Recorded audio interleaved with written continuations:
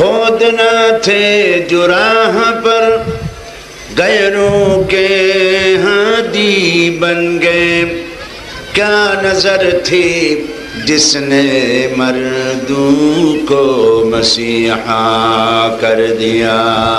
बलगल उला बिकमालिही कशफत दुजा बिजमालिही हसनत जमीअ खसालिही सल्लु अलैहि व आलिही। जनाब सभापति, আজকের এই ইসলামী সম্মেলনের প্রধান অতিথি গণপ্রজাতন্ত্রী বাংলাদেশ সরকারের মুক্তিযুদ্ধ বিষয়ক মাননীয় প্রতিমন্ত্রী জনাব অধ্যাপক আলহাজ রেজাউল করিম সাহেব, আপনাদের একান্ত আপনজন, একান্ত নন্দিত নেতা, হাজারাত উলামায়ে কেরাম, উপস্থিত প্রিয় এলাকাবাসী, সম্মানিত ভাইয়েরা, পর্দার আড়ালের মা এবং বোনেরা, আসসালামু আলাইকুম ওয়া রাহমাতুল্লাহি তাআলা ওয়া বারাকাতুহু।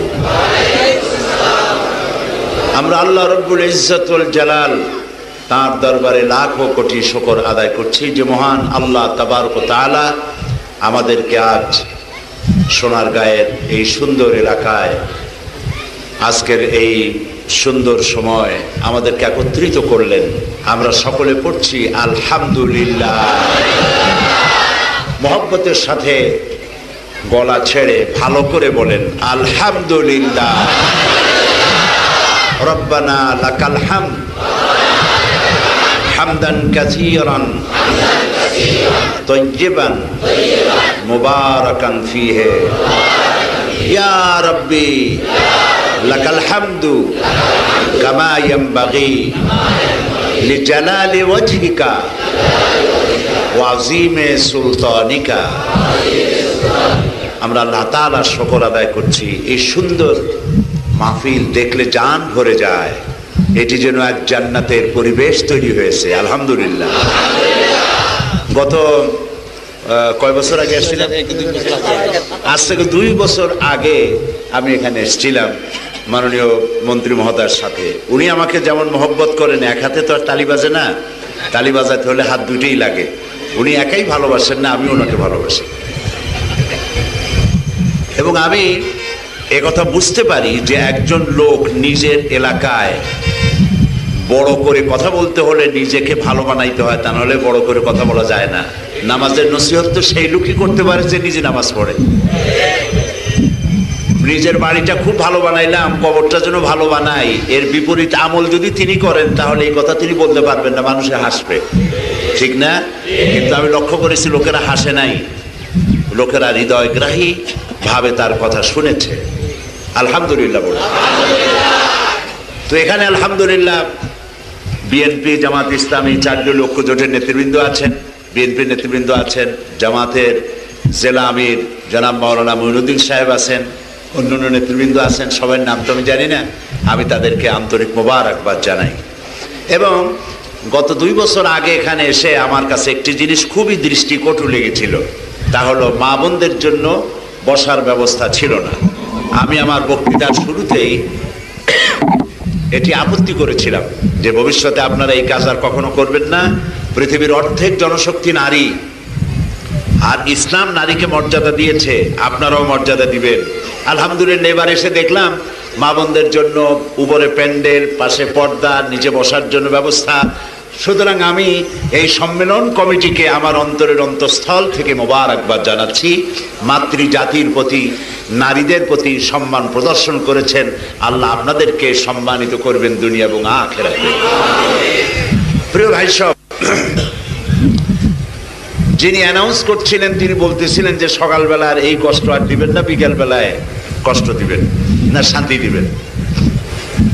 আসলে আমার বিষয়টা কিছুটা ভিন্ন রকম, মানে অনেকগুলি দায়িত্ব আসার কারণে আমি কুলাইতে পারি না। একদিকে মাহফিল, একদিকে আমার প্রিয় সংগঠন, আর একদিকে পার্লামেন্ট, আবার আর একদিকে নিজের নির্বাচন এলাকা, আর একদিকে দেশের মাহফিল, বিদেশের মাহফিল, সবকিছু মিলাইয়া আমি কুলাইতে পারি না। তবে আমি মনে করি না যে সকালে যে মাহফিলগুলি করি তাতে লোকেদের কষ্ট হয়, এটা মনে করি না।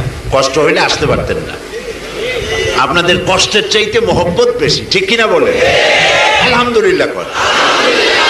আরো একটা সুবিধা আছে যে মাহফিলটা মাগরিবের পরে হলে তখন লোডশেডিং এর সম্ভাবনা থাকে, এটি একটি অসুবিধা, ডিসঅ্যাডভান্টেজ। আরো মা বোনেরা আসতে পারেন না, তাদেরও নিরাপত্তার একটা ব্যাপার স্যাপার থাকে। সুতরাং সকালবেলায় মাহফিলে আল্লাহর মেহেরবানি, লোকও কোথাও কম হয় না আর অসুবিধাও হয় না, এটি আল্লাহ তাআলার মেহেরবানি। তবে আমি এই কথাও বলে রাখি যে এই যে মানুষ আসে, মানুষের ঢল নামে, আল্লাহর কসম এটা সাইদির কোনো কৃতিত্ব নয়, আল্লাহর কসম এ সবটাই কোরআনের অবদান। যেহেতু কোরআনের কথা আল্লাহ বলান, সাইদির আকর্ষণে লোক আসে না, লোক আসে কোরআনের আকর্ষণে। আলহামদুলিল্লাহ, আমরা বলি আলহামদুলিল্লাহ। কোরআন আমাদের জীবন, কোরআন আমাদের রূহ, কোরআন আমাদের রক্ত, কোরআন আমাদের ঈমান। কোরআনের জন্য বেঁচে থাকা, কোরআনের জন্য মরে যাওয়া। কোরআন আছে বলে আমরা আছি, কোরআন থাকবে না, কিয়ামত হয়ে যাবে, ঠিক না ভাই? সেই জন্য আমি ধন্যবাদ জানাই আমাদের প্রিয় মন্ত্রী, মাননীয় মন্ত্রী। তিনি অত্যন্ত সুন্দর সুন্দর কথা বলেছেন। যেসব কথা বলেছেন তার ব্যাখ্যা দিতে গেলে 2-3 ঘন্টা সময় প্রয়োজন। সংক্ষেপে তিনি আসল কথাগুলি বলে ফেলেছেন। আমরা যেন আল্লাহর হুকুম মেনে চলি, ইসলাম মেনে চলি, এইটাই তো মূল কথা, কি বলেন, ঠিক না? এটাই মূল কথা। আমি সেই মূল কথার ভিত্তিতে আমি আপনাদের সামনে কিছু কথা আরজ করতে চাই। আমি কথাগুলি এইভাবে বলবো যে এই পৃথিবীটার স্রষ্টা কে, বলেন, জবাব দেন। আমি বলার আগে আপনাদের কাছ থেকে কিছু প্রশ্নের জবাব নিয়ে নিই। এই পৃথিবীর স্রষ্টা কে? আকাশের স্রষ্টা কে? কুল কায়নাত, সমস্ত সৃষ্টি জগতের স্রষ্টা কে? আমার আপনার স্রষ্টা কে? সেই আল্লাহ রাব্বুল আলামিন যিনি সৃষ্টি করেছেন, তার আইন মানলে পরেই শান্তি হবে, তার আইন যতদিন মানব না শান্তি হবে না। এ কথা কি আপনারা বোঝেন না বোঝেন না? এবার দেখেন আল্লাহ কি বলেন। লোকেরা সাধারণত আমাদের কাছে আসে যাতে কোরআনের কথা বলি। কোন কোন লোক তো আছে কিসসা কাহিনী কয়ে টুইয়া সর্বনাশ করে কান্দায় হাসায় বাড়ি চলে গেল, কিন্তু কিসসা কাহিনী আন্দাজে কিছু বলে এতে কোনো লাভ নাই। আর সেই কিসসা কাহিনী তাও যদি কোরআন হাদিস নির্ভর হয় তাও একটা কথা থাকে, কিন্তু কোরআনের সাথে হাদিসের সাথে নবীর জীবনীর সাথে কোনো সম্পর্ক নাই। ওয়াজ করে গেল, একদিন নবী মোস্তফায় রাস্তা দিয়ে হাইটা যায়, হরিণ একটা বান্দা ছিল, এই মুখস্থ আছে আপনাদের, এটা মিথ্যা কথা, এটা হাদিসে নাই। এই ধরনের কিছু কিছু কথা বলে মানুষকে আশ্চর্য করে, নবীর কথা, সাহাবীদের কথা, অত্যন্ত করুণ বেদনাদায়ক কথাগুলি বলে কান্দায় টান্দায় বাস চলে গেল। লাভটা হইল কি? পকেটে কি নিয়ে গেলাম? মাহফিলে আসতে হবে,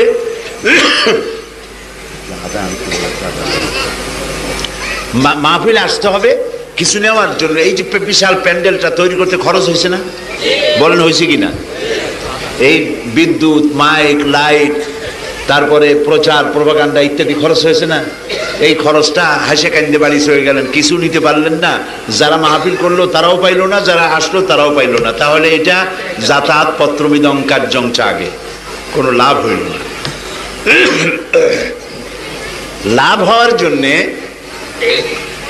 কিছু কথা বলা দরকার আল্লাহর কোরআন থেকে।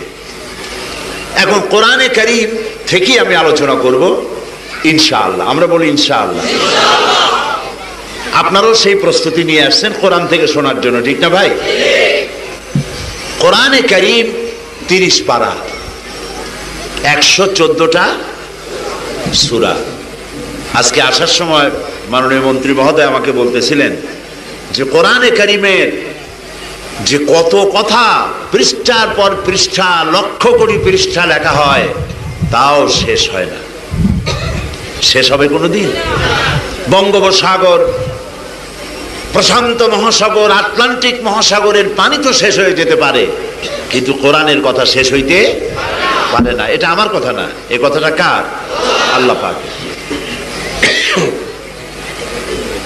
আল্লাহ রাব্বুল আলামিন বলেন, قل لو كان البحر مدادا لكلمات ربي لنفد البحر قبل أن تنفد كلمات ربي ولو جئنا بمثله مددا। আল্লাহ পাক বলেন, তামাম পৃথিবীর, হে নবী আপনি বলুন, তামাম পৃথিবীর সমস্ত পানিগুলি যদি কালি হয়ে যায়, আর ওই কালিগুলি দিয়ে যদি আল্লাহ রব্বুল আলামিনের, আমার রবের কালেমার ব্যাখ্যা লেখা যদি শুরু হয়ে যায়, লিখতে লিখতে তামাম পৃথিবীর পানিগুলি শেষ হয়ে যাবে, আমার রবের কালেমার ব্যাখ্যা লেখা শেষ হবে না। এটার কোনো শেষ নাই। নবী করিম সাল্লাল্লাহু আলাইহি ওয়াসাল্লাম বলেছেন, লা তুহসা আজাইবুহু ওয়ালা তুবলা গারাইবুহু। কোরআন কোনোদিন পুরান হবে না। আপনার কাছে কি পুরান পুরান লাগে নাকি? দেখেন সূরা ফাতিহা দিয়ে আমরা নামাজ পড়ি, ঠিক না? একটু জিকির করেন, লা ইলাহা ইল্লাল্লাহ, জোরে লা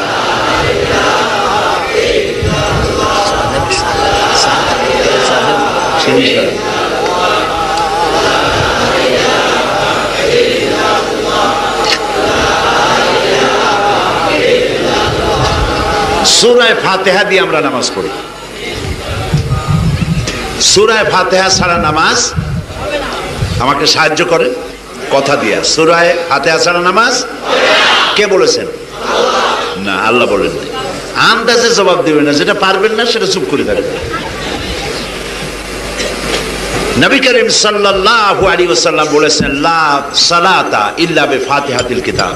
সূরা ফাতিহা ছাড়া নামাজ হবে না। ফরজ পড়েন, ওয়াজিব পড়েন, সুন্নত পড়েন, নফল পড়েন, প্রত্যেক রাকাতের শুরুতে পড়তে হবে কি? তাহলে আমরা হিসাব করে দেখছি, একটা মানুষ 24 ঘন্টায় ফরজ, ওয়াজিব, সুন্নত, নফল সব যদি পড়ে, একেবারে কম করে হলেও 40 বার সূরা ফাতিহা পড়া লাগে। কয় দিনে? একদিনে 40 বার।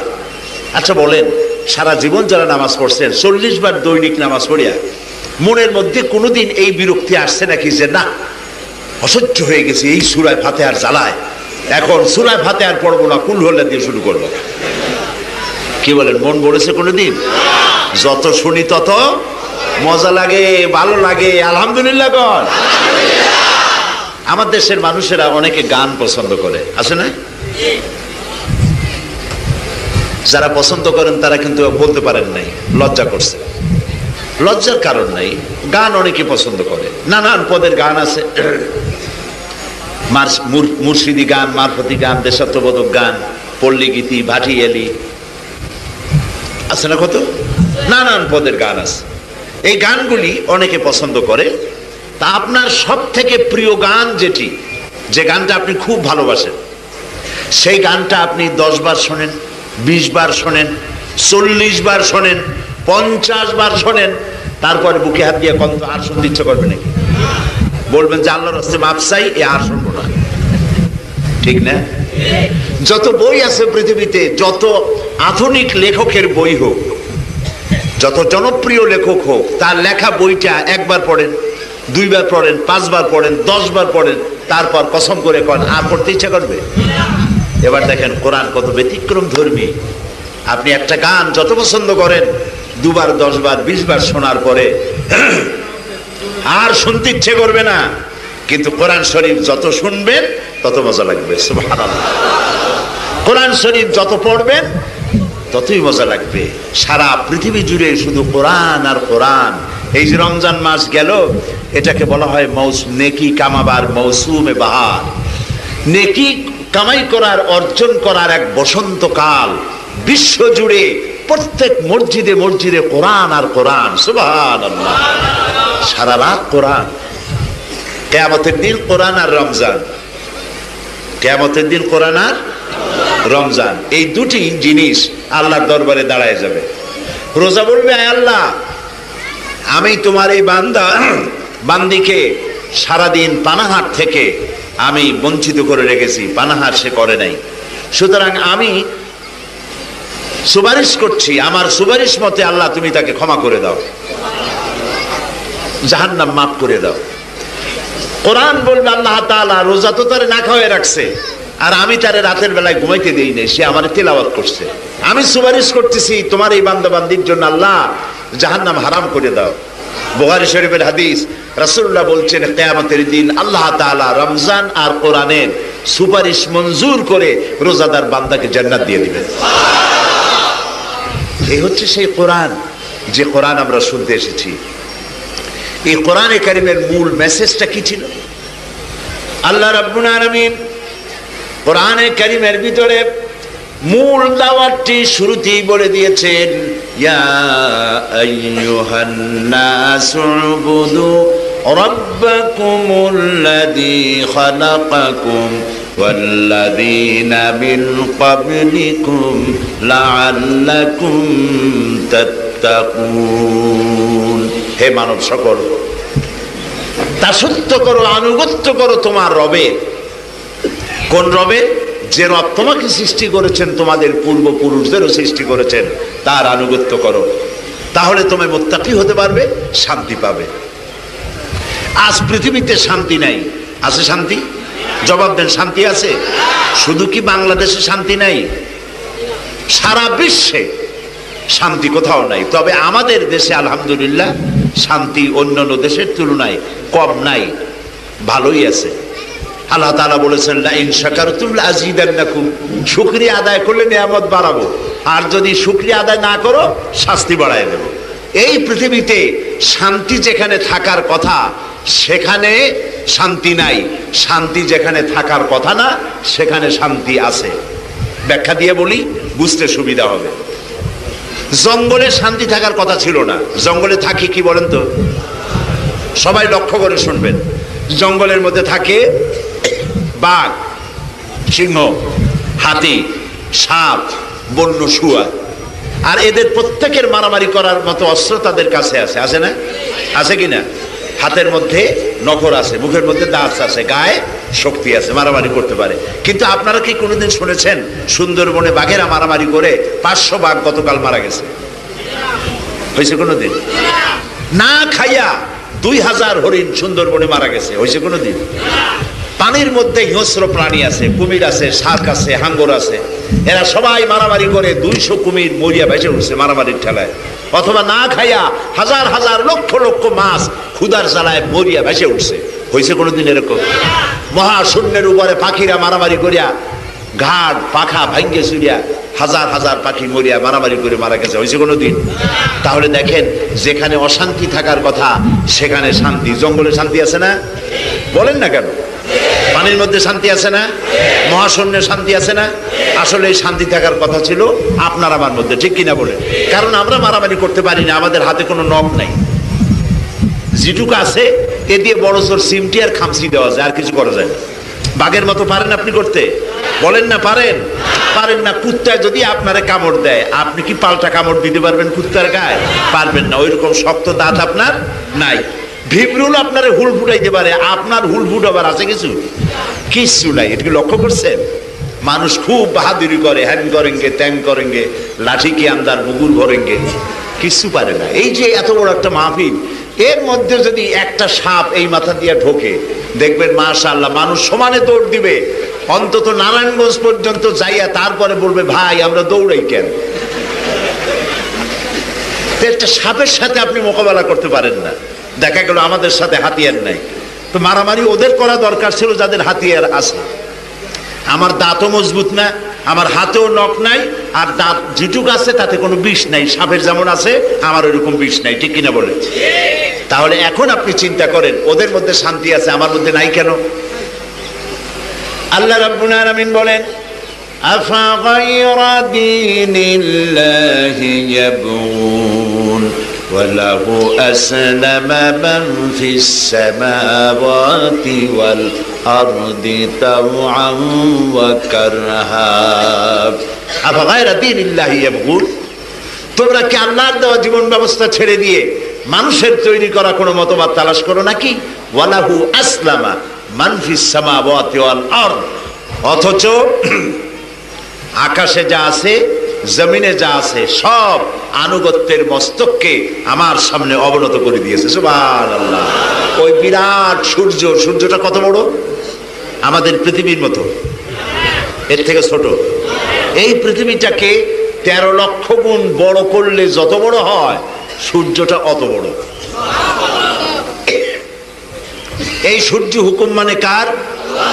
চন্দ্র হুকুম মানে কার? নদীর পানিগুলি হুকুম মানে কার? সব আল্লাহর হুকুম মেনে চলে, তাই ওখানে শান্তি আছে। আমরা আল্লাহর হুকুম মানি না, সেই জন্য শান্তি পাই না। আর একটা কথার দিকে লক্ষ্য করুন। আপনি কি এই কথা ভেবেছেন কখনো? এই পৃথিবীতে শূকরে, সাপে, বাঘে, হাতিতে, কুমিরে, হাঙ্গরে যত না মানুষ মেরেছে, তার থেকে মানুষেরা নিজেরা মারামারি করে মরেছে সহস্র গুণ বেশি। এটা কি বিশ্বাস করেন? তাহলে এই অশান্তি জন্য আমরা দায়ী। আল্লাহ রাব্বুল আলামিন এই অশান্তি দূর করার জন্য নবী পাঠাইছিলেন। সুবহানাল্লাহ বলেন। নবীরা হলেন শ্রেষ্ঠ মানুষ, তাদের থেকে শ্রেষ্ঠ মানুষ আকাশের নিচে জমিনের উপরে আর নাই। আল্লাহ তাআলা এই মানব গোষ্ঠীর মধ্য থেকেই তিনি নবী বানিয়েছেন, কোন ফেরেশতারা নবী বানান নাই। নবী কিন্তু আপনারা যেমন আপনাদের এই মাননীয় মন্ত্রীকে ভোট দিছিলেন বলে উনি এমপি হয়েছেন, ঠিক না? ভোট দিয়া প্রেসিডেন্ট বানানো যায়, মন্ত্রী বানানো যায়, কিন্তু ভোট দিয়া নবী বানানো যায় না। নবী হয় সিলেকশনের মধ্য দিয়া, ইলেকশনের মধ্য দিয়া হয় না। সিলেকশন কে করেন? সবাই বলেন আল্লাহ তাআলা সিলেকশন করেন এবং আল্লাহ নিজে নবী বানান। সেই নবীরা হলেন আদম আলাইহিস সালাম থেকে শুরু করে মুহাম্মদ সাল্লাল্লাহু আলাইহি সাল্লাম পর্যন্ত সবাই হলেন নবী। এর মধ্যে সর্বশ্রেষ্ঠ নবী হচ্ছেন মুহাম্মদুর রাসূলুল্লাহ, জোরে বলেন সাল্লাল্লাহু আলাইহি ওয়াসাল্লাম। আল্লাহ রাব্বুল আলামিন আপনার আমার নবীকে সব থেকে বেশি মর্যাদা এবং সম্মান দিয়েছেন। কোরআনে কারীমের ভিতরে কোথাও আল্লাহ রাব্বুল আলামিন তার নবী মুহাম্মদ সাল্লাল্লাহু আলাইহি সাল্লামকে নাম ধরে ডাকেন নাই। যখনই ডাকার দরকার হয়েছে যে কোনো নবীকে, তিনি বলেছেন ইয়া মূসা, ইয়া ঈসা, ইয়া ইব্রাহিম, ইয়া জাকারিয়া, নাম ধরে ধরে রেখেছেন, কিন্তু ইয়া মুহাম্মদ বলেন নাই। সুবহানাল্লাহ বলেন। আছে নাকি কোরআন শরীফে কোথাও ইয়া মুহাম্মদ? কোথাও আল্লাহ তাআলা তার নামকে সম্বোধন করে ডাকেন নাই। নিজে তো নাম ধরে ডাকিনি নাই। আল্লাহ রাব্বুল আলামিন মানব গোষ্ঠীকে বলেছেন তোমরাও যেন পরস্পরকে যেভাবে নাম ধরে ডাকাডাকি করো, এইভাবে আমার নবী মুহাম্মদ সাল্লাল্লাহু আলাইহি ওয়াসাল্লামকে নাম ধরে ডাকবে না। সম্মানের দিক থেকে আল্লাহর পরেই তার মর্যাদা। সুবহানাল্লাহ বলেন সবাই। আল্লাহর পরে মর্যাদা কার?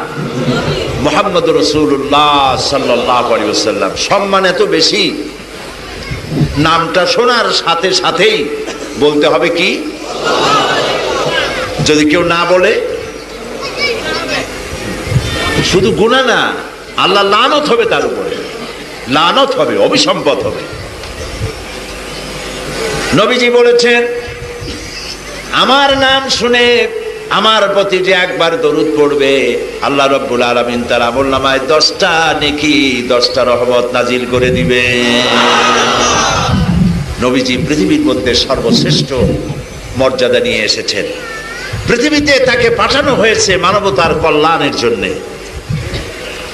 আল্লাহ তাআলা বলছেন হুয়াল্লাযী আরসালা রাসূলাহু বিল হুদা ওয়া দীনিল হক লিইয়ুযহিরাহু আলাদ-দীনি কুল্লিহি ওয়া কাফা বিল্লাহি শাহীদা। তিনি আল্লাহ যিনি তার রাসূলকে দ্বীন হক আর সত্যের বিধান সহকারে পৃথিবীতে পাঠিয়েছেন।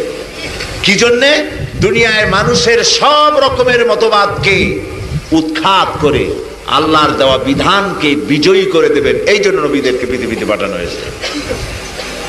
নবী করিম সাল্লাল্লাহু আলাইহি ওয়াসাল্লাম পৃথিবীতে যখন এলেন, লক্ষ্য করুন, পৃথিবীতে যখন এসেছিলেন তখন নারীর কোনো সম্মান ছিল না, নারীর কোনো মর্যাদা ছিল না। নারী ছিল ভোগের সামগ্রী। তাদেরকে বিবাহ ছাড়াই, বিবাহ করত কিছু লোকে, আবার বিবাহ ছাড়াই তাদেরকে ভোগ করত। বলেন নাউযুবিল্লাহি মিন যালিক। চুরি ছিল, ডাকাতি ছিল, জিনা ছিল, ব্যভিচার ছিল, হত্যা ছিল, ধর্ষণ ছিল। সেই সমাজে নবী করিম সাল্লাল্লাহু আলাইহি ওয়াসাল্লাম নারীদেরকে সম্মান দিলেন ইসলামের মধ্য দিয়ে। মেয়ে লোক একটা বাচ্চা হয়েছে, কন্যা সন্তান। কন্যা সন্তান হওয়ার কারণে তাকে মাটির নিচে পুঁতে রাখা হতো, পাথর মেরে মাথাটা উড়ায় দেওয়া হতো। অথচ মেয়েদেরকে কত মর্যাদা দিয়েছেন আল্লাহ তাআলা। আল্লাহর নবী বলেছেন, কোন একটি ঘরের ভিতরে যখন একটি কন্যা সন্তান জন্মগ্রহণ করে, সেখানে আল্লাহ রব্বুল আলামিনের রহমতের ফেরেশতা এসে যায়।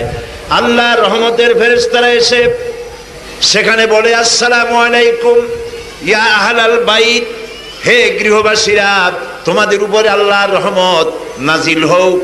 ঘরের মধ্যে প্রবেশ করে রহমতের ফেরেশতা কন্যার মাথার উপরে হাত বুলায় আর বলতে থাকে, এই কন্যাটিকে যে আদব শিখাবে, দিন শিখাবে, সাহায্য করবে, কিয়ামত পর্যন্ত আল্লাহর সাহায্য তার জন্য অবধারিত থাকবে। ছেলের ব্যাপারে এরকম কোন একটা হাদিস নাই। এই হাদিসটা আছে কাদের ব্যাপারে? মেয়েদের ব্যাপারে। দেখছেন অবস্থা? ইসলাম নারীকে কত মর্যাদা দিয়েছে, সুবহানাল্লাহ বলেন। নবী করিম সাল্লাল্লাহু আলাইহি ওয়াসাল্লাম বলেছেন, তিনি বলেছেন, কোন ব্যক্তি যদি দুইটা কন্যা সন্তানের মা হয়, পিতা হয়, এবং তাদের এই দুইটা মেয়েকে যদি আদব শিখায়, দিন শিখায়, ঈমান শিখায়, তাহলে কিয়ামতের দিন আমি মুহাম্মদ সাল্লাল্লাহু আলাইহি ওয়াসাল্লাম আর ওই দুই কন্যার পিতা জান্নাতের মধ্যে পাশাপাশি অবস্থান করবে।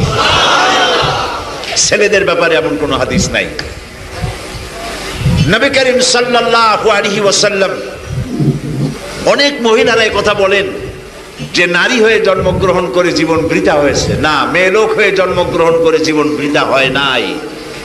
পৃথিবীতে যারা খোদাই দাবি করেছে, নমরুদ আল্লাহর সাথে বিরোধিতা করেছে, ফেরাউন বিরোধিতা করেছে, কিন্তু নমরুদ ফেরাউনের মতো কোনো মেয়ে লোক পৃথিবীতে আসে নাই। ঠিক কিনা বলেন? ইসলামের জন্য সর্বপ্রথম যে রক্ত দেওয়ার যখন প্রয়োজন হয়েছিল, পুরুষরা আগে দিয়েছে না মেয়ে লোক আগে দিয়েছে? নাম কি? সুমাইয়া রাদিয়াল্লাহু তাআলা আনহা।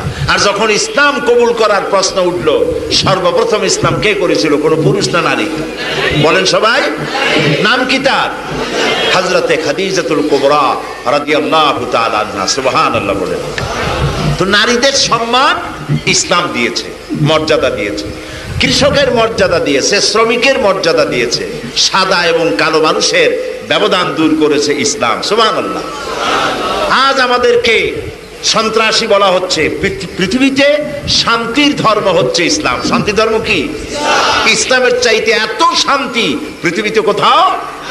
আজকে আমাদেরকে সন্ত্রাসী বলতেছে। কারা বলতেছে জানেন? নাম জানেন? কারা বলতেছে? ইহুদিরা, নাসারারা আমাদেরকে বলে কি? আমরা নাকি সন্ত্রাসী। এই পৃথিবীতে সন্ত্রাস নির্মূল করেছে ইসলাম।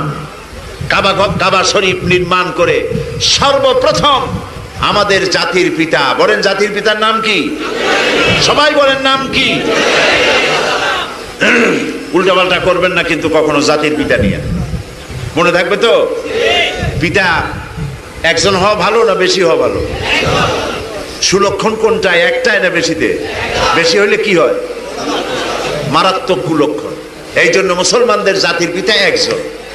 অন্য কোন জাতি তার পিতা হাজারো মানব গিয়ে আমাদের কিছু আসে যায় না। ঠিক কিনা বলেন?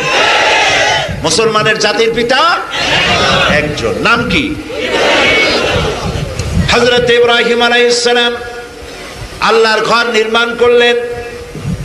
সাথে ছিল কে? হযরত ইসমাইলকে সাথে নিয়ে আল্লাহর ঘর নির্মাণ করে বাপ বেটা দুজনে আল্লাহর দরবারে মুনাজাত করলেন, রব্বি জাল হাযাল বালাদা আমিনান। আয় আল্লাহ তাআলা, তুমি দয়া করে এই শহরকে নিরাপত্তার শহর বানাও। পৃথিবীতে পৃথিবীতে সর্বপ্রথম সন্ত্রাস বিরোধী দোয়া করেছেন আমাদের পিতা ইব্রাহিম আলাইহিস সালাম। সুবহানাল্লাহ বলবেন না?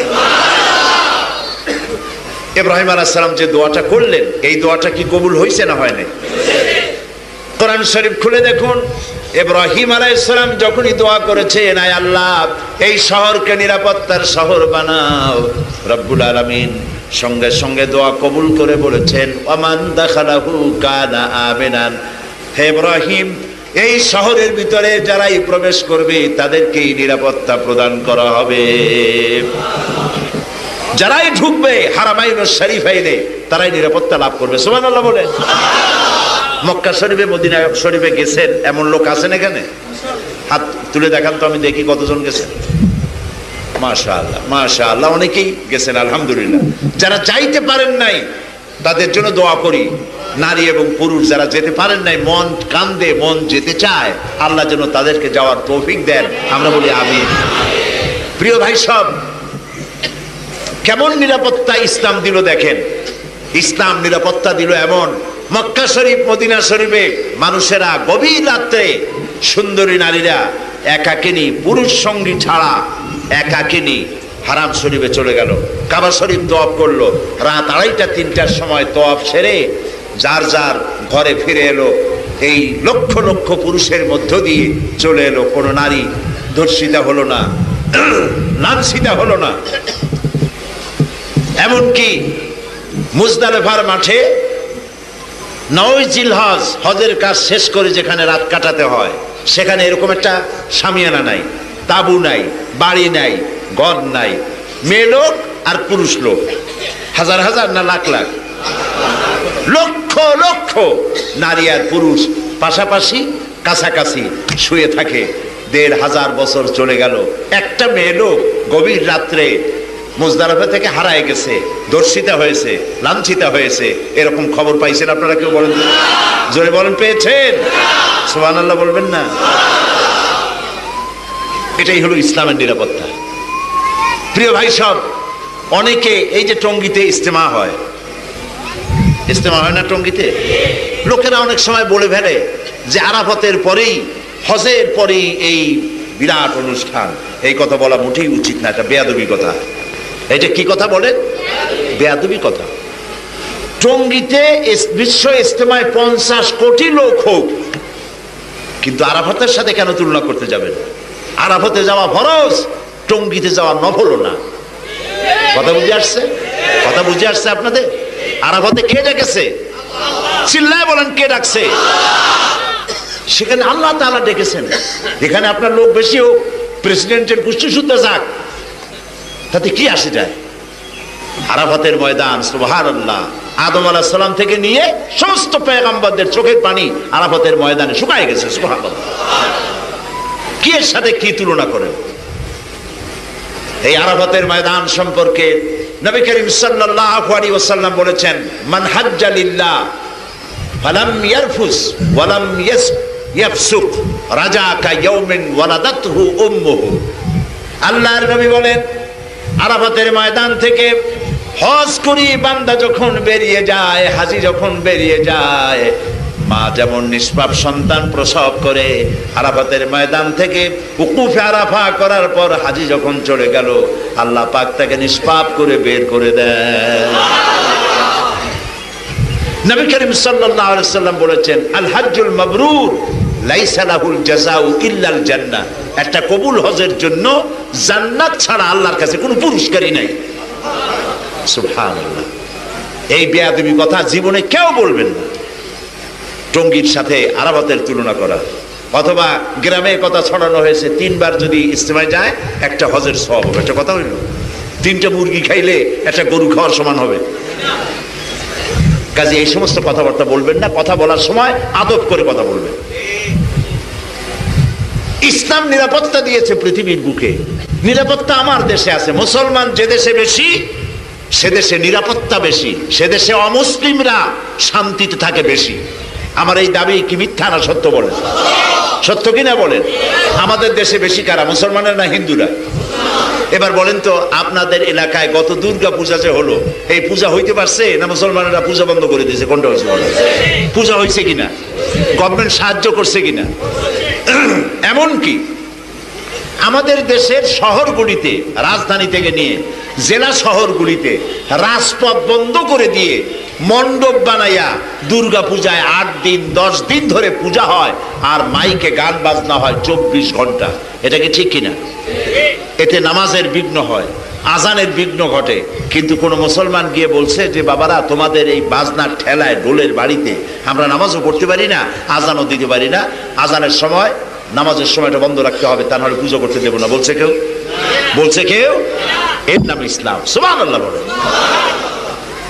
অন্য জাতির প্রতি সম্মান করা, তাদের পূজা পার্বণের আঘাত না করা, এগুলি ইসলামের বক্তব্য। কোরআন বলেছে অমুসলিমদের কোন ধর্মীয় উপাসনালয় ভেঙে দিও না এবং তাদের দেবতাকে গালি দিও না। আল্লাহ তাআলা বলেছেন কোরআন শরীফের মধ্যে, গালি দিও না।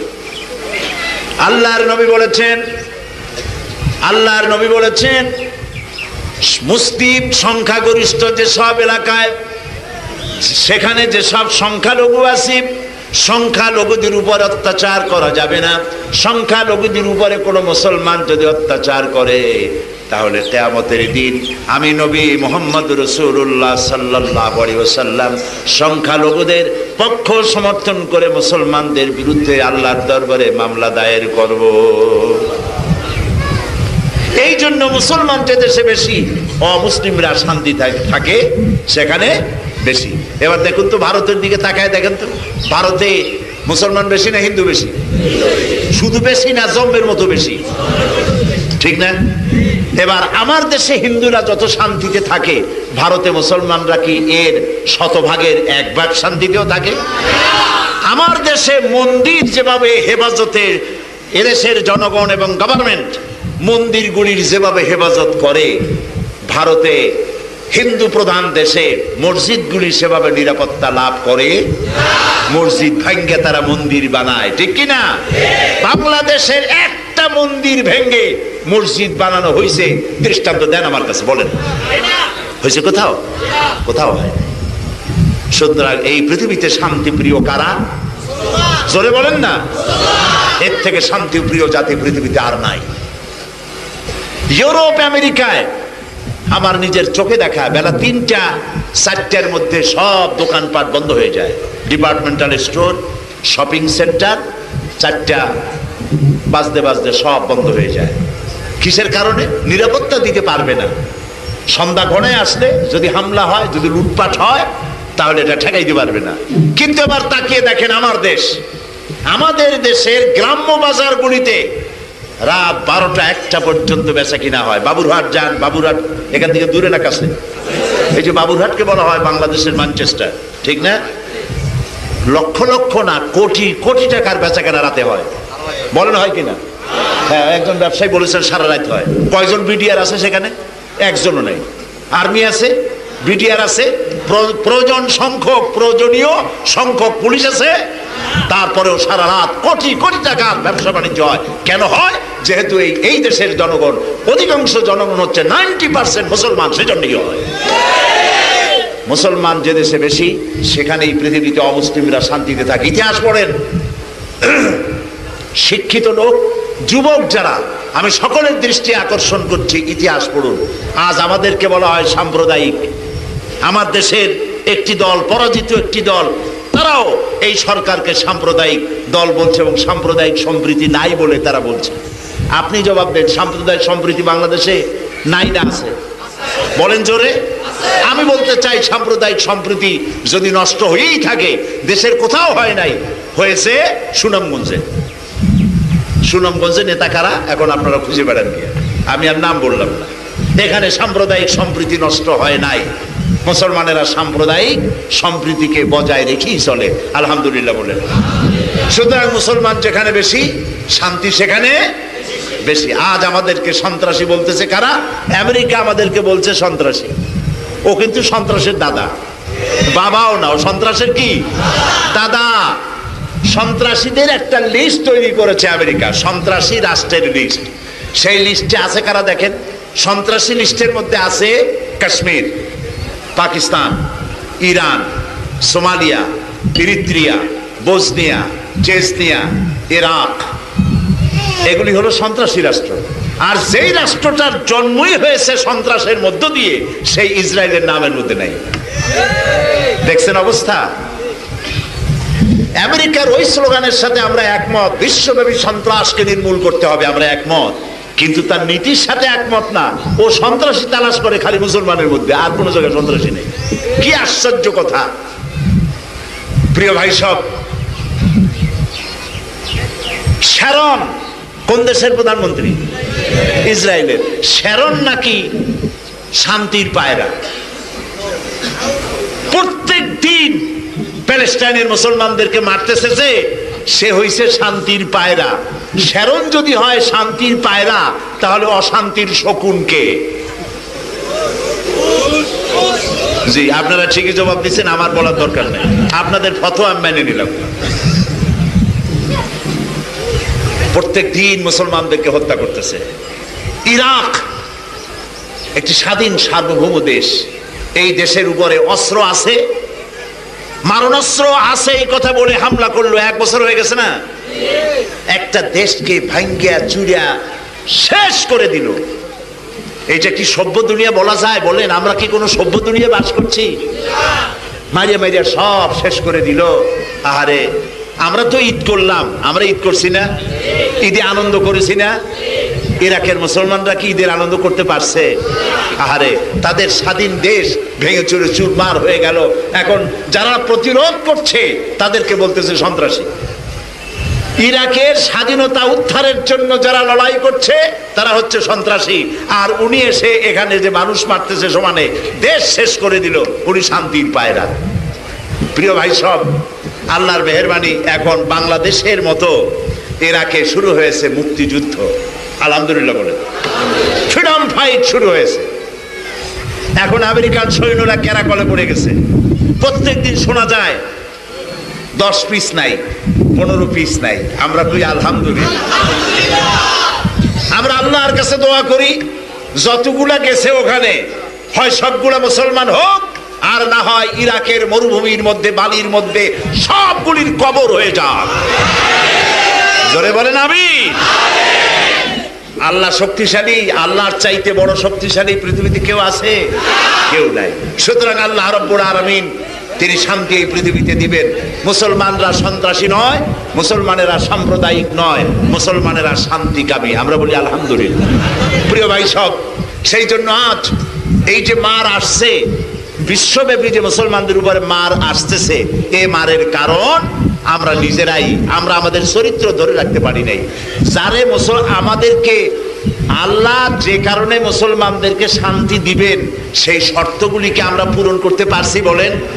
এই যে একটা রোজার মাস চলে গেল, এত বড় একটা রোজার মাস চলে গেল, যারা ওজনে কম দিতেন তারা কি ওজনে কম দেওয়া বন্ধ করছেন? রোজার পরে বন্ধ করছেন? করেন নাই। এমনকি তারাবির নামাজ আপনারা পড়েছেন, পড়েন নাই তারাবির নামাজ?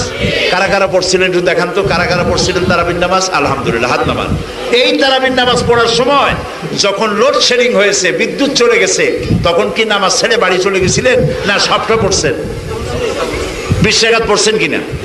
20 রাকাত তারাবির নামাজ পুরোটা পড়লেন। তারাবির নামাজ পড়া ফরজ না ওয়াজিব? সুন্নত। সুন্নত। আমি একটু ধাঁধায় ফেলে দিতে চাইছিলাম। তারাবির নামাজ পড়া সুন্নত নামাজ। পুরা একটি মাস যারা মসজিদে কষ্ট করে পড়লেন, ঈদের দিনে দেখা গেল জোহরের নামাজে মসজিদ খালি হয়ে গেছে।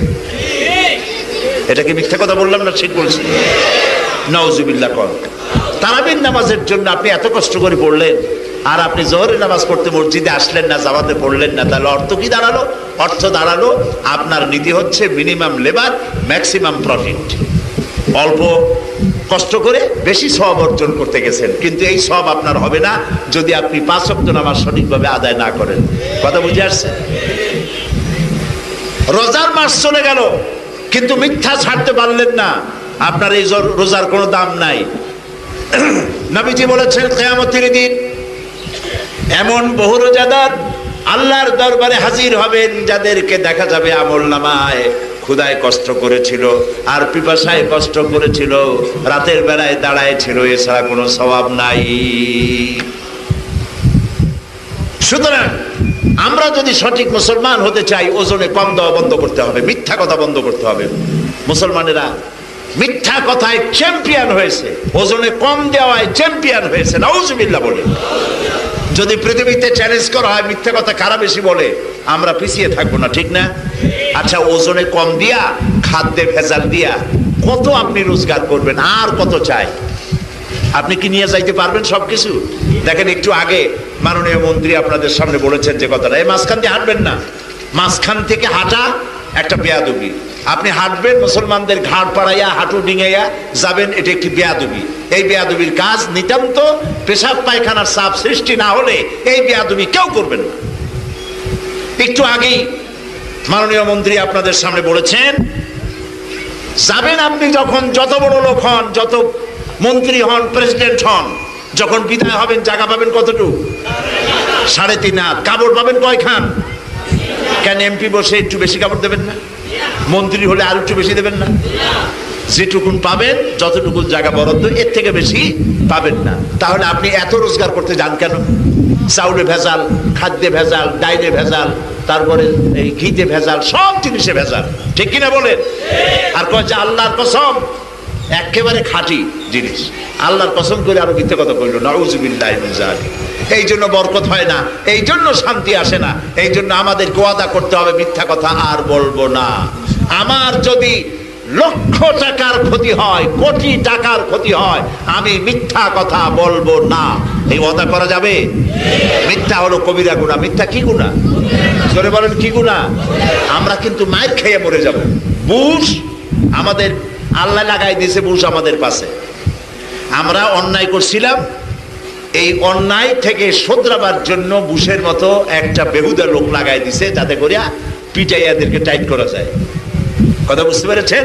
যাতে আল্লাহ বিল্লাহ বেশি করেন, হেদায়েত পান। হেদায়েত যদি না হয় আল্লাহর গজব আসবে। কথা বুঝতে পেরেছেন? একজন বিবাহ করছিল, কিন্তু বউ কাছে আসে না। 1 মাস, 2 মাস, 3 মাস হয়েছে বিয়ে করেছে, বউ কাছে আসে না। তাবিজ করলো, তদবির করলো, পানি পড়া দিল, কিছুতে কিছু হয় না। এরপরে খুব নাম করা এক বুজুর্গের কাছ থেকে চিনি পড়া আনছে, বউরে কায়দা করে চায়ের মধ্যে বা পানির মধ্যে চিনি খাওয়াই দিছে। রাত দুপুরে পরে হঠাৎ বউ এসে গলা জড়ায় ধরছে। স্বামী কয় যে মাশাআল্লাহ, এই সব শেষে যে চিনি পড়াটা আনছি ওইতে কাম হয়েছে।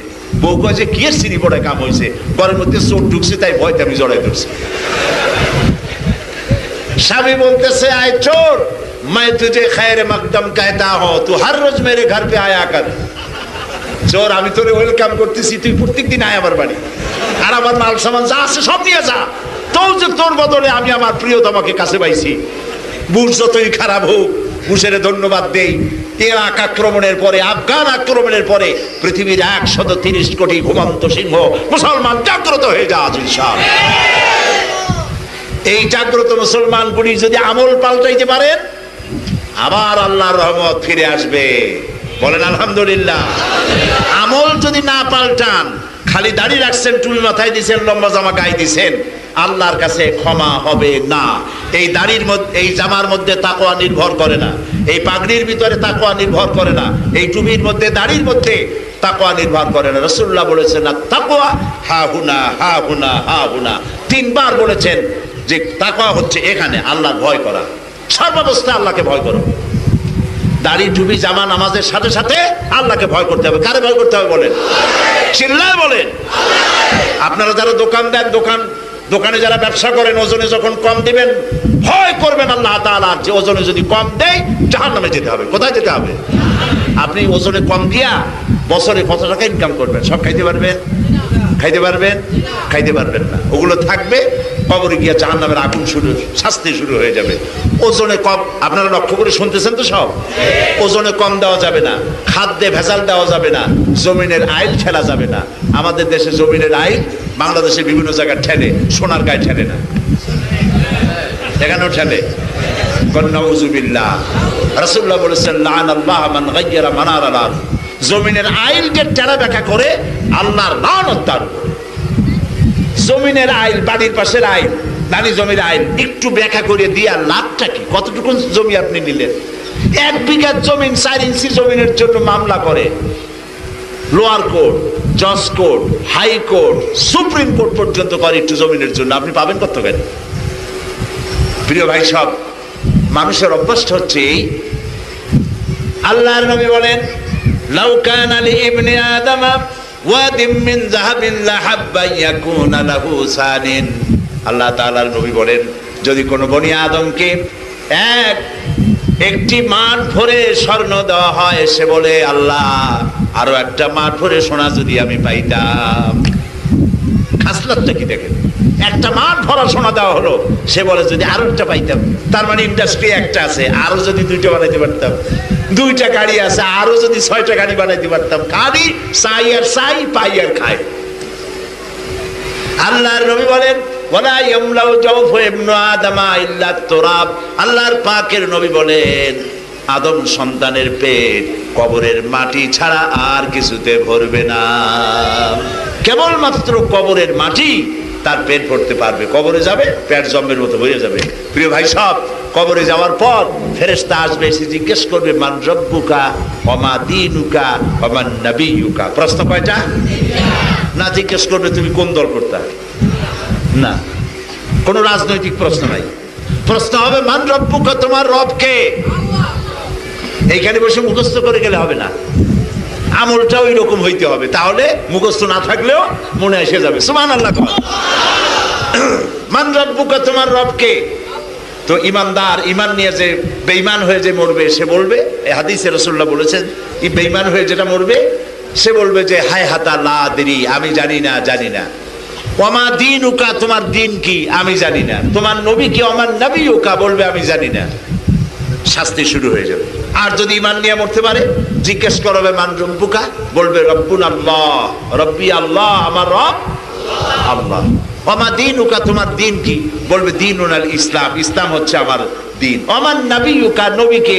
নবিয়ুনা মুহাম্মদুর রাসূলুল্লাহ সাল্লাল্লাহু আলাইহি ওয়াসাল্লাম। এই 3টা প্রশ্নের জবাব দেওয়ার সাথে সাথে আল্লাহ রাব্বুল আলামিনের পক্ষ থেকে, গায়ব থেকে আওয়াজ আসবে, ফাফরিশু বিল জান্নাহ ওয়ালবিসু বিল জান্নাহ। ও আমার ফেরেশতারা, আমার এই বান্দার জন্য জান্নাতের বিছানা বিছায় দাও, আমার এই বান্দার জন্য জান্নাতের পোশাক পরায় দাও। আর তার কবরটা ইলা মাদ্দা বাসারে, তার চোখের দৃষ্টি যদ্দূর যায় কবরটা অত বড় বানায় দাও। ফেরেশতারা জান্নাতের পোশাক পরাইয়া, জান্নাতের বিছানা বিছাইয়া ফেরেশতারা বলবে, নূ কানাউমুল আরুস, দুলামিয়া যেমন বাসর সজ্জায় ঘুমায়, তুমিও সেরকম ঘুমিয়ে যাও, ইলা ইয়াউমিল কিয়ামা, কিয়ামত পর্যন্ত ঘুমিয়ে থাকো। প্রিয় ভাই সব, একদিন যখন এখান থেকে বিদায় হতেই হবে, কোনো সন্দেহ আছে? মরা লাগবে না, এই কথা কেউ বিশ্বাস করেন? মরতে যখন হবেই, আসুন আমরা আমাদের ইমানকে মজবুত করি। তাহলে কি করব? মিথ্যা কথা আর বলবো না। বলেন, মিথ্যা আর বলবো না। কোটি টাকার খরচ যদি আমার ক্ষতিও হয়, মিথ্যা আর, সুদ ঘুষ খাবো না, দেব না। বলেন, সুদ ঘুষ দেব না, জমিনের আইন ঠেলবো না, ওজনে কম, খাদ্যে ভেজাল, নারী জাতির উপর অত্যাচার। আলহামদুলিল্লাহ বলেন। যদি এই কথাগুলি আমরা মেনে নিতে পারি, তাহলে আমাদের দেশে শান্তি হবে, পরিবারের শান্তি হবে, সর্বত্র শান্তি প্রতিষ্ঠিত হবে। আলহামদুলিল্লাহ বলেন। প্রিয় ভাই সব, বর্তমান সরকার ইসলামের পক্ষের সরকার। আলহামদুলিল্লাহ বলেন। সরকার চেষ্টা চালাচ্ছে, কিন্তু সরকারকে অস্থিতিশীল করার জন্য চেষ্টার ত্রুটি নাই, ঠিক কিনা বলেন? মাদ্রাসার ব্যাপারে আল্লাহর মেহেরবানি, এই সরকার যথেষ্ট আন্তরিক। ইবতেদায়ী মাদ্রাসাগুলিকে প্রাইমারি স্কুলের মতো বই, খাতা, কলম, শিক্ষার উপকরণ ফ্রি দেওয়ার ব্যবস্থা হচ্ছে, এবং ইবতেদায়ী মাদ্রাসার শিক্ষকদেরকে প্রাইমারি স্কুলের মতো তাদের বেতন ভাতা সরকারের পক্ষ থেকে দেওয়ার ব্যবস্থা হচ্ছে। আলহামদুলিল্লাহ বলেন। আজকের খবরের কাগজ পড়েন, বাংলাদেশের ইমাম আর মুয়াজ্জিন চিরকালের অবহেলিত, ঠিক কিনা বলেন? এদের কেউ জিগায় না, ঠিক কিনা? ইমাম, মসজিদের ইমাম, তার কাছে তাকে কৈফিয়ত চাওয়া হয়, মুরগিতে পায়খানা করলো কেন বারান্দায়, এর কৈফিয়ত দিতে হবে একজন মৌলানাকে। মসজিদের ইমাম, যা তোমার চাকরি নট করে দেওয়া হলো, সামান্য মুরগিতে পায়খানা করছে, ইমামের চাকরি নেই। স্যান্ডেল একটা সিট হয়ে রয়েছে কেন মসজিদের মধ্যে, মুয়াজ্জিনের কাজ শেষ, 1 মিনিট দেরি হয়েছে আজান দিতে, মুয়াজ্জিনের চাকরি শেষ। এরকম অবহেলা ছিল না তাদের? বেতন কম আর চাকরির কোনো গ্যারান্টি নাই। এই জন্য বর্তমান সরকার ইমাম মুয়াজ্জিন কল্যাণ ট্রাস্ট গঠন করেছে এবং গতকাল ইমাম মুয়াজ্জিন কল্যাণ ট্রাস্টে সরকার 2 কোটি টাকা ব্যাংকে জমা রেখে দিয়েছে এবং অতি শীঘ্র আরো 2 কোটি টাকা দেওয়া হবে। মোট 4 কোটি টাকা দিয়া ফান্ড তৈরি হচ্ছে। ইমাম মুয়াজ্জিনরা যদি অসুখে পড়ে, অসুবিধা হয়, বাড়িঘর বানাইতে পারে না, এগুলি তাদেরকে সহযোগিতা করা হবে। আলহামদুলিল্লাহ। এরপরে আমি আগামী পার্লামেন্টে যদি আল্লাহ দয়া করে আমাকে রাখেন, তো আমি সেখানে ইমাম মুয়াজ্জিনদের বেতনের স্কেল, যাতে সরকারের পক্ষ থেকে বেতনের স্কেল তৈরি হয়, সেজন্য আমি কথা উঠাবো ইনশাআল্লাহ, যাতে করে তাদের বেতনটা সরকারের পক্ষ থেকে ধরে দেওয়া হয়, সম্মানজনক বেতন যাতে হয় সে ব্যবস্থাও করা হবে ইনশাআল্লাহ। বলেন ইনশাআল্লাহ। প্রিয় ভাই সব, সেই জন্য বর্তমান সময়টাকে আল্লাহর এক নিয়ামত ধরে নিতে হবে। দাওয়াতের কাজ করবেন সমানে, সকলকে বলবেন। ধর্মনিরপেক্ষ মতবাদ দিয়ে শান্তি হবে না, এটি একটি কুফরি মতবাদ। ধর্মনিরপেক্ষ মতবাদটা কি মতবাদ বলেন? কুফরি মতবাদ। এই মতবাদে যাওয়া যাবে না। ইসলাম একমাত্র শান্তি, ইসলামের কাছে আসতে হবে। কোরআনের দাওয়াত দেন। এখন দাওয়াত দিতে কোনো বাধা আছে? মাহফিল করতে কোনো বাধা আছে? আগে তো সব জিনিসের জন্য দায়ী ছিল আলেমেরা। বোমা পড়ছে রমনা বটমূলে 21শে বৈশাখ, দায়ী হয়েছে কারা? আলেমেরা। বলেন দায়ী কারা? আলেমেরা। উদিসিতে বোমা পড়লো, দায়ী কারা? আলেমেরা। পল্টনে বোমা পড়লো, দায়ী কারা? আলেমেরা। নারায়ণগঞ্জে বোমা হলো, দায়ী কারা? আলেমেরা। তারপরে ওই যে 76 কেজি বোমা জানি কোথায় পাওয়া গেছিল? বালিপাড়া, কোটালি, হ্যাঁ কোটালি পাড়ার গোপালগঞ্জে, সেখানে পাওয়া গেল 76 কেজি ওজনের বোমা। এরশাদ সাহেব এক মিটিং এর মধ্যে বলছিলেন যে ওর মধ্যে কি ময়দা ছিল না পিঁয়াজ ছিল। আমিও সামরিক বাহিনীর প্রধান ছিলাম, আমিও জানি না এর কি। এইগুলি সব আবিষ্কার করে করে আলেমদেরকে দায়ী করা হয়েছে, ঠিক না? এখন আর ওয়াজ মাহফিলে 144 হয় না।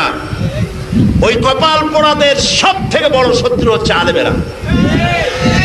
কপাল পোড়াদের চিনছেন তো? সব থেকে শত্রু কারা? আলেমেরা শত্রু, মাদ্রাসা শত্রু। আলেমদের নাম শুনলে এদের গা জ্বলে ওঠে। এরা নাস্তিক মোরতাদদেরকে কলিজার টুকরা মনে করে মাথার উপরে রাখে। যে কবি কবিতা রচনা করলো, ফজরের আজান যখন শুনি মনে হয় যেন বেশ্যা তার খরিদ্দার ডাকে। এ কবির নাম আমি নেই না। ও যদি মরে, কোন মুসলমানের জানাজাও শরীক হওয়া উচিত না। এইটা হইছে ওই সরকারের আমলে। সে দেশের শ্রেষ্ঠ কবি এবং সরকারি বিরাট পুরস্কার তাকে দিয়েছে। মুরতাদ আর নাস্তিক ওদের প্রিয়, আর আলেমরা হলো সব থেকে বড় দুশ্মন। তাই আলেমদের জনমের পিটান পিটাইছে। তারা 5 বছরে 26,000 আলেমদেরকে জননিরাপত্তা আইনে গ্রেফতার করে জেলের মধ্যে ঢুকিয়েছে। ভুলে গেছেন না মনে আছে?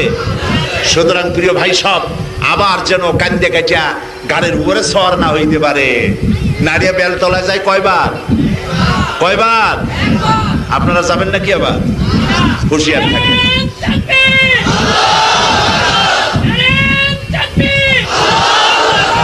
এখন একটি হবে পথ, বাঁচার একটি পথ। থামেন, বাঁচার একটাই পথ। বাঁচার কয়টা পথ? মানুষের দুয়ারে দুয়ারে যান, ইসলামের দাওয়াত দেন। আমার যুবকেরা, তরুণেরা, ইসলাম ছাড়া কোনো গতি নাই। ইসলামের দিকে আসো, কোরআন পড়ো, কোরআন বুঝো। শান্তি এখানেই। পৃথিবীর কোন মতবাদ দিয়া শান্তি হবে না। শান্তি হবে কিসে বলেন? জোরে বলেন, কিসে হবে? সেই ইসলাম জানতে হবে, মানতে হবে। জানার জন্য কোরআন পড়তে হবে। কোরআন শরীফের তাফসীর বাজারে পাওয়া যায় নাকি পাওয়া যায় না বলেন? সব তাফসীরের অনুবাদ বাংলা ভাষায় হয়েছে, আলহামদুলিল্লাহ। যথেষ্ট তাফসীর বাংলায় হয়েছে। যেই তাফসীরটা পড়লে পরে জীবন বোধের সৃষ্টি হয়, ইসলামকে জানা যায়, বোঝা যায়, দেশ গড়া যায়, শান্তিতে থাকা যায়, সেই তাফসীরের নাম তাফহিমুল কোরআন। বলেন তো নাম কি? বলেন না জোরে। এটা বাংলা ভাষায় পাওয়া যায় মাত্র 1000 টাকা হাদিয়া। 19 খণ্ড বাংলা ভাষায়। সব একসাথে না পারেন, এক খণ্ড, 2 খণ্ড, 3 খণ্ড করে কিনেন। কিনে ওয়াদা করেন আজকে যে আমি সূরা ফাতিহা থেকে সূরা নাস পর্যন্ত গোটা কোরআন শরীফ অর্থ ব্যাখ্যা সহকারে পড়বো, যতদিন হায়াতে পাই আমি এটা পড়বই। যেহেতু কোরআন শুধু মুখস্থ করার জন্য আর তেলাওয়াতের জন্য আসে নাই, কোরআন এসেছে পড়বেন, বুঝবেন, আমল করবেন, এই জন্য কোরআন এসেছে। আলহামদুলিল্লাহ বলেন। মনে থাকবে এই কথা। আমি আপনাদের নিয়ে এখন দোয়া করব। দোয়ার আদব হলো বসা। যত লোক দাঁড়িয়েছিলেন আমি এতক্ষণ কাউকে বসতে বলি নাই, এইবার বলবো মুনাজাতের আদব রক্ষার জন্য মেহেরবানি করে বসেন। যুবকদের জন্য দোয়া হবে, ইরাকের জন্য দোয়া হবে, আমাদের মরা মা বাপের জন্য, জিন্দা মা বাপের জন্য দোয়া হবে, বসনিয়া চেজনিয়া কাশ্মীরের জন্য দোয়া হবে, সোনারগাঁর জন্য দোয়া হবে। আল্লাহ তাআলা আমাদের দোয়া যেন কবুল করেন, আমরা বলি আমিন।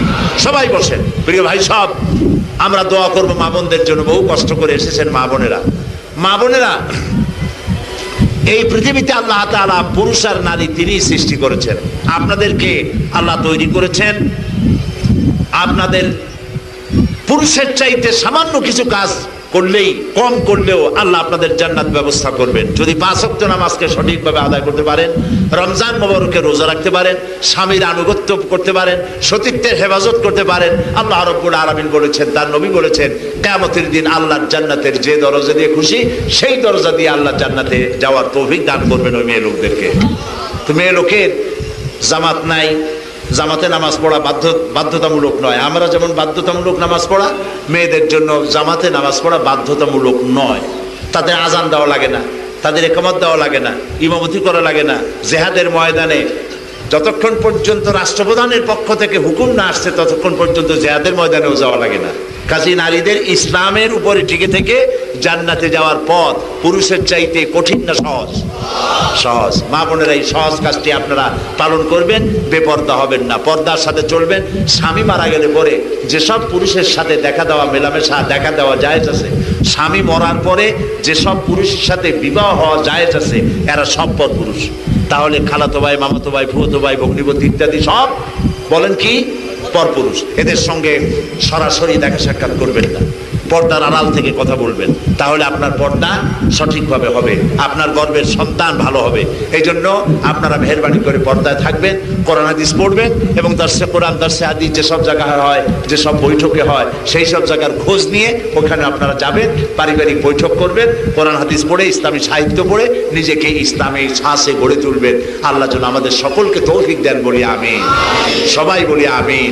আমাদের এই প্রিয় জন্মভূমি বাংলাদেশ ইনশাআল্লাহ সকল রকমের ষড়যন্ত্রের মোকাবেলা করে এর স্বাধীনতার সার্বভৌমত্ব আল্লাহ তাআলা যেন টিকায় রাখেন, সেজন্য আল্লাহর কাছে আমরা দোয়া করব। মুনাজাতের পর একটি বই এসেছে এখানে, আপনারা বইটি নিয়ে যেতে পারবেন। ওসিয়ত করা, নসিহত আর ওসিয়ত এক জিনিস না দুই জিনিস? না না, এক জিনিস না, দুই জিনিস। নসিহত মানে উপদেশ, নসিহত মানে উপদেশ, আর ওসিয়ত মানে বিশেষ উপদেশ। মা বাপ সারা জীবন যে ছেলে মেয়েকে যা বলে ওইটা হলো নসিহত, উপদেশ, আর মরার সময় যেটা বলে ওইটা হলো বিশেষ উপদেশ। ওইটার নাম কি? ওসিয়ত। ওসিয়তের কথা আল্লাহ বলেছেন কোথায়? কোরআন শরীফে বলেছেন, রাসূলুল্লাহ বলেছেন, মুসলমানদের, মোমেন মুসলমানের এমন একটা রাত যেন না যায় যে তার বালিশের তলায় তার ওসিয়ত ছিল না, তার সন্তানের জন্য, স্ত্রীর জন্য। এই ওসিয়ত কি আমরা জানি না। এই জন্য খুররাম মুরাদ রহমতুল্লাহ আলাইহি, তিনি একজন জবরদস্ত ইসলামী চিন্তাবিদ ছিলেন।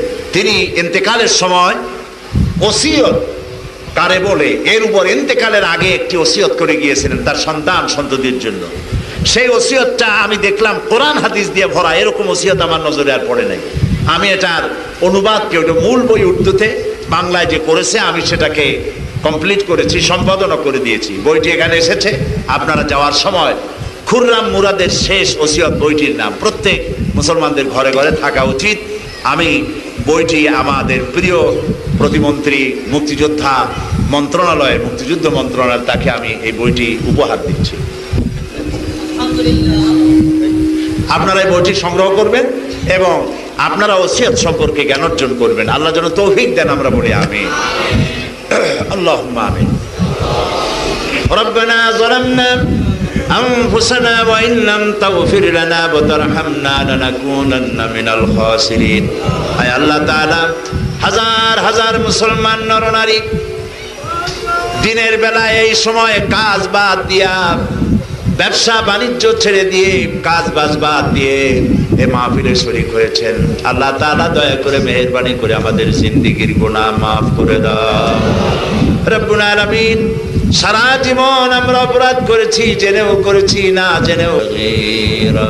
আয় আল্লাহ তাআলা, আমাদের মা বাপ যাদের বেঁচে আছে তাদেরকে সুস্থ রাখো, ভালো রাখো রব্বুল আলামিন। তুমি দয়া করে মেহেরবানি করে আমাদের স্ত্রী পুত্র পরিজন যা দান করেছো সবগুলিকে দিনদার, ইমানদার, নামাজি মুসলমান বানাইয়া দাও রব্বুল আলামিন।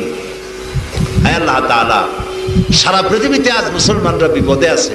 আল্লাহ তাআলা বিপদগ্রস্ত মুসলমানদেরকে তুমি সাহায্য করো। আল্লাহ তাআলা বিপদগ্রস্ত মুসলমানদেরকে সাহায্য করো রব্বুল আলামিন। ইরাকের মুসলমানরা আমাদের কোনো আত্মীয় স্বজন না, কিন্তু আমাদের কলেমার সাথে তারা জড়িত।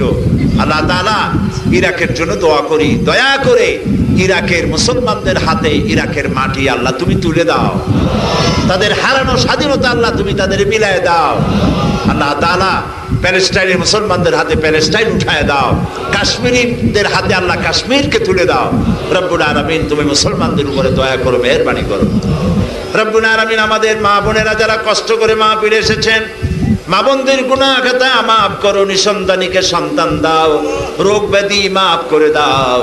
মা বোনদের এমন আমল করার তৌফিক দাও যাতে করে কিয়ামতে হযরত আয়েশা খাদিজার সঙ্গে হাসর নসিব হয়ে যায়। আল্লাহ তাআলা এই মাহফিলে যথেষ্ট যুবকেরা এসেছে, আল্লাহ তরুণ যুবক তাদেরকে নামাজি বানাও, দিনদার বানাও, পরেশগার বানাও। আল্লাহ তাআলা এটি একটি বাজার, এই বাজারে যারা ব্যবসা করে, হালাল ভাবে ব্যবসা বাণিজ্য করে, তাদেরকে বরকত দান করে দাও। আল্লাহ তাআলা এই মাহফিলের আয়োজন যারা করেছেন, টাকা দিয়েছেন, পয়সা দিয়েছেন, সকলের উপরে তোমার খাস রহমত নাজিল করে দাও। আল্লাহ তাআলা আমাদের প্রিয় মন্ত্রী মহোদয় অসুস্থ, আল্লাহ তার চোখকে তুমি ভালো করে দাও। আল্লাহ তাআলা আমাদের যার যে রোগ ব্যাধি আছে তোমার কাছে মাপ চাই, আমাদের অসুখ বিসুখ তুমি দয়া করে মাফ করে দাও রব্বুল আলামিন। হায় আল্লাহ তাআলা আমাদের প্রিয় জন্মভূমি বাংলাদেশের স্বাধীনতা, সার্বভৌমত্ব কিয়ামত পর্যন্ত হেফাজত করো আল্লাহ তাআলা, কিয়ামত পর্যন্ত হেফাজত করো আল্লাহ তাআলা। আমার দেশে যারা সন্ত্রাসী তৎপরতা চালায়, যারা অস্ত্রবাজি করে, আল্লাহ তুমি তাদের হেদায়েত করে দাও। আল্লাহ তুমি তাদের হেদায়েত করে দাও। আল্লাহ সন্ত্রাসীদেরকে তুমি হেদায়েত করে দাও। আল্লাহ তাআলা খুনি, চাঁদাবাজ, মাস্তান, সন্ত্রাসী তোমার ইলমে যদি জানা থাকে এরা হেদায়েত হবে না, তাহলে এদের উপরে লানত দিয়া, গজব দিয়া বাংলাদেশ থেকে জনমের মতো বিদায় করে দাও আল্লাহ তাআলা। আল্লাহ তাআলা আমাদের দেশটাকে শান্তি দাও। আল্লাহ তাআলা আমাদের খাল, নদী, বিল যা আছে মাছ দিয়ে ভরে দাও, গাছগুলি ফল দিয়ে ভরে দাও, মাঠগুলি ফসল দিয়ে ভরে দাও, আর আমাদের কলিজাগুলি ঈমান দিয়ে ভরে দাও। আল্লাহ তাআলা তুমি আমাদের ঈমানে সমৃদ্ধ করো। আল্লাহ তাআলা তোমার খাঁটি গোলামদের মধ্যে আমাদেরকে শামিল করো। ربنا تقبل منا إنك أنت السميع العليم وتب علينا إنك أنت التواب الرحيم سبحان ربك رب العزة عما يصفون وسلام على المرسلين الحمد لله رب العالمين واجعل آخر كلامنا عند الموت لا إله إلا الله محمد رسول الله। السلام عليكم ورحمة الله।